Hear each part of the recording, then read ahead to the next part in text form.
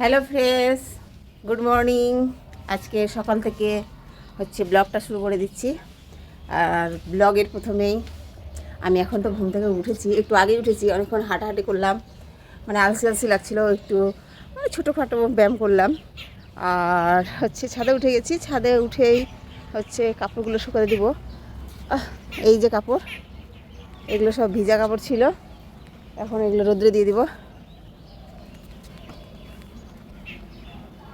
রোদ্র উঠে গেছে, এখন বাজে 7:30, 7:30টার সময় রোদ উঠে গেছে।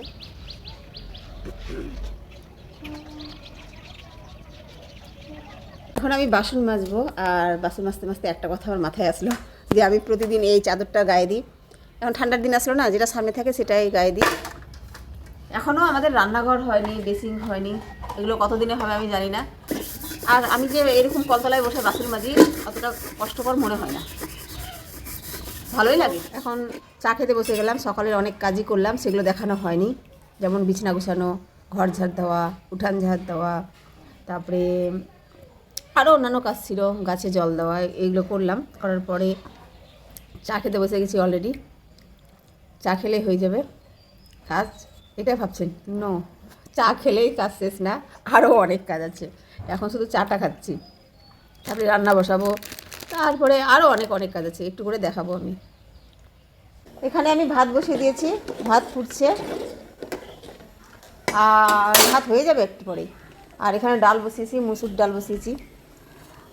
আজকে আমি চিন্তা করছি যে এখানে আবার আলুও দিয়েছি সিদ্ধ করতে, তো আলু সিদ্ধ করতে দিয়েছি, তার মানে আলু ভর্তাটা হবে, আর ডাল হবে, ডাল আলু ভর্তা। আর আমি চিন্তা করছি যে একটু সিম আছে, সিম আলুর ভাজা করব। রান্না শেষ করার পরে আমার ছেলের একটু চুল কেটে দিয়েছি। তো গাইস, এখন স্নান করে নিলাম, কাপড় কাচা, স্নান করা হয়ে গেল। হ্যাঁ, আমার ছেলের চুল কেটে দিয়েছি আমি, একটু সাইডগুলো কেটে দিলাম, সাইডগুলো চিপগুলো কেটে দিয়েছি। এই যে আমার ছেলের এই চিপগুলো কেটে দিয়েছি। আমি স্নান করার পরে দেখছি আমার মেয়ের খাওয়া দাওয়া কমপ্লিট। কি খাওয়া দাওয়া কমপ্লিট? তো তো এখন আমার মেয়ে যাবে কলেজ। আমার এক্সাম চলছে আজকে, লাস্ট এক্সাম, সেই জন্য আজকে বলে দিলাম। তো আমার মেয়ে এক্সাম দিতে চলে যাবে এক্ষুনি।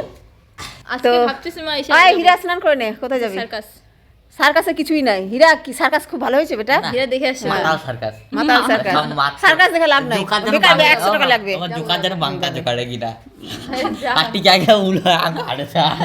কেন করে হাঁটেছে তুই দেখাবো তো, তুই দেখা কেন করে হাঁটেছে, দেখা তো।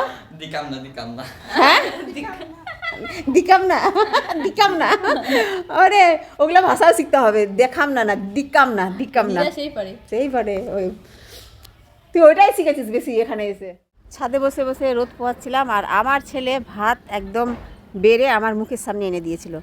তো আমি ভাতটা খেলাম, খাওয়ার পরে এখানে বসেই আছি। আজকের ভিডিও এখানেই ছেড়ে দিচ্ছি, পরবর্তী ভিডিও আবারও চলে আসবে। সবাই একটু আমাকে লাইক কমেন্ট করে সাপোর্ট করবেন, ভালোবাসা দেখাবেন।